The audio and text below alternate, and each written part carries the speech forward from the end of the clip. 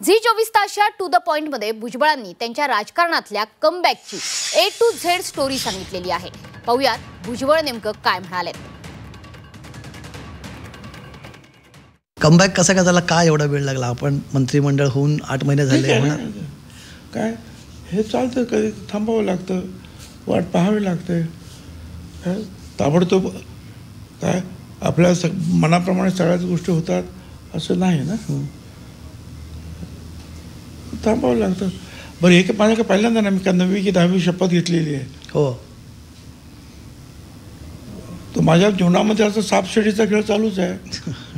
वरती जा, परत खाली, परत वरती जा, हे चालतं. हे राजकारणात चालतं. आणि राजकारणातली सगळी सत्तापदं ही अळवावरची पाणी आहेत. ते कधी निसटून जातील ते काही सांगता येत नाही.